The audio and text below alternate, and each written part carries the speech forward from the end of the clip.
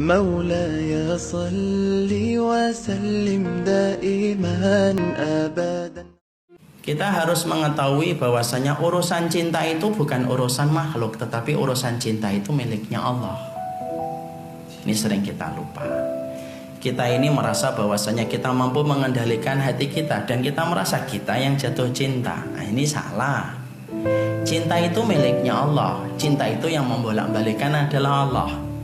Ketika telah tumbuh pada hati seorang anak Adam dan telah tumbuh pada hati seorang kaum Hawa, sesungguhnya tidaklah bertengger rasa cinta pada hati manusia kecuali pertama kali itu adalah dari Allah. Kenapa Allah menumbuhkan cinta? Allah ingin nguji apakah cinta kita bisa mendekatkan kita kepada Allah, ataukah cinta itu justru menjadikan kita berkubang dalam kemaksiatan dan dosa. Jadi kalau ada yang nanya, kenapa saya jatuh cinta? Kenapa harus dia? Kenapa saya harus dicintai banyak orang? Misalnya. Santai aja, contoh. Maka kemudian itu adalah merupakan bagian dari sesuatu yang dimiliki oleh Allah. Allah yang menggenggam, Allah yang memutarbalikkan hati. Maka Allah lah yang kemudian memiliki cinta dalam kehidupan manusia. Mana dalilnya, Ustaz? Oke, kita sebutkan dalil. Pertama, buka surat An-Najm, buka semuanya, yaitu surat ke-53 ayat 43. Ini dalilnya, ikhwan. Wa annahu huwa adhaka wa abka. Sesungguhnya manusia itu, Allah menyampaikan, Allah yang menjadikan kamu ketawa dan Allah yang menjadikan kamu menangis. Kita ini saking rapuhnya mengendalikan hati kita pun tidak mampu. Sampai urusan kita ketawa dan urusan kita menangis pun itu Allah yang menjadikan kita ketawa. Dan ketika kita menangis, mampu nggak kita memplanning kapan kita ketawa dan kapan kita nangis? Tidak mampu. Ada nggak orang berkata, insya Allah nanti jam 10 saya ketawa, Ustaz? Tidak ada. Sebagaimana ada orang yang berkata, insya Allah nanti habis subuh saya akan menangis meraung-raung, Ustaz. Atas apa? Itu saya tidak tahu. Tidak mungkin lah. Kadang-kadang kita ngomong tersentuh dengan apa yang kita dengar, kita meneteskan air mata. Kadang-kadang kemudian kita mendengarkan sesuatu, melihat sesuatu, hanya melihat anak kucing berjalan, kemudian meneteskan air mata. Maka disitulah kita paham, kalau ketawamu ketika kamu memperlihatkan gigimu di antara senyum sipulmu menjadikan itu hanyalah Allah, apalagi urusan cinta kita dalam kehidupan ini. Makanya kemudian urusan cinta itu dari Allah. Dan ketika Allah memberikan kepada kita cinta, Allah itu pengen nguji kita. Dan ingat loh, tidak semua cinta itu harus berbalas dengan apa yang kita inginkan. Karena terkadang Allah menumbuhkan itu pada kehidupan hatinya antum, karena Allah pengen nguji antum. Apakah dengan cinta yang Allah tumbuhkan pada kehidupan hati dan jiwanya antum, antum tetap taat kepada Allah, ataukah jangan-jangan antum menjadi orang yang berkubang pada dosa dan kemaksiatan? Tapi di situ kita paham, berarti itu cinta itu miliknya Allah. Maka dalil yang kemudian kita tambahi dari dalil yang disampaikan dari Rasulullah. Rasulullah itu dalam hadis riwayat Imam Ahmad, Tirmidzi, Nasai, Abu Dawud itu mengucapkan dalam salah satu doa. Salah satu doanya Rasulullah itu mengatakan, hada fi'li fala talumuni, hada fi'li fima amlik fala talumuni fima tamliku wala amliku. Rasulullah itu memiliki istri banyak. Maka di antara doa Nabi ketika Nabi memiliki banyak istri, maka yang dilakukan oleh Nabi dalam berdoa itu apa? Hada fi'li fima amlik. Ya Allah, inilah saya dengan perbuatan saya yang saya kuasai. Jangan mencelaku ya Allah terhadap sesuatu yang engkau miliki dan tidak aku miliki. Apa sih maksud doa itu yang diucapkan Rasulullah?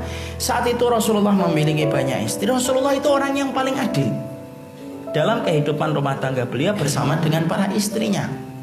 Tapi cintanya Nabi kepada Aisyah lebih besar daripada cintanya beliau kepada istri yang lainnya.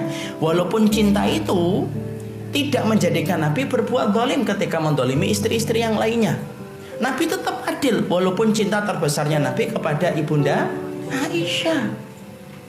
Makanya maaf ya, dalam poligami yang menjadi syarat itu adil itu apa, Ustaz? Adil dalam pembagian, bukan adil dalam masalah cinta.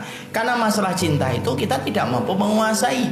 Makanya Nabi kemudian berdoa mencurahkan isi hatinya kepada Allah. Inilah yang bisa aku lakukan ya Allah, yang bisa aku kendalikan, yaitu adil kepada istrinya. Tetapi masalah cinta, fala talumuni fima tamliku wala amliku. Adapun masalah cintaku kepada Aisyah yang lebih besar, maka jangan engkau cela aku ya Allah terhadap sesuatu yang engkau kuasai dan tidak aku kuasai. Makanya maaf ya kalau dalam kasus poligami, nih keluar sedikit. Dalam kasus poligami yang diwajibkan itu adil dalam pembagian. Kalau kemudian ente kasih nafkah yang di sana 500 juta, yang di sini juga 500 juta. Kalau misalkan anaknya sama, song dikit boleh lah.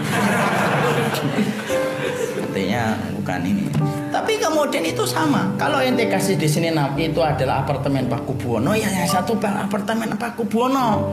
Jangan yang satu apartemen Pak Kubuwono, yang satu apartemen di Bekasi. Beda. Dalam masalah pembagian harta harus sama, pembagian malam harus sama, giliran harus sama. Tapi masalah cinta tidak bisa. Cinta itu yang memiliki Allah. Makanya kemudian doanya Nabi kepada Allah, hada fili fima amlik. Yang aku kuasai itu membaginya ya Allah.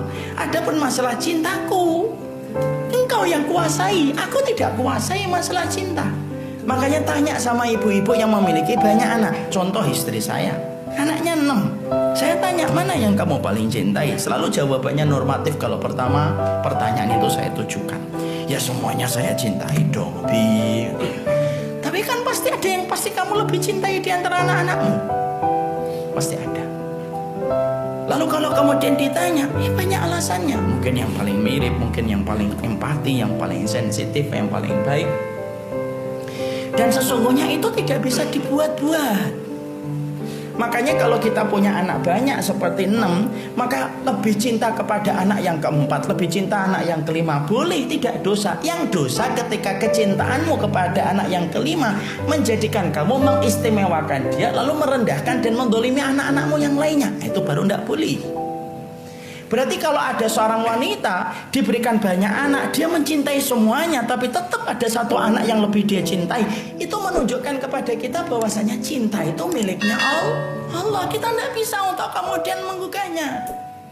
Makanya kadang-kadang ada orang, kenapa di antara jutaan laki-laki dan jutaan wanita yang pernah seliweran dalam kehidupannya dan hadir dalam teras kehidupannya, kenapa dia jatuh cinta yang itu? Kenapa dia senang yang itu? Kenapa dia senang yang itu?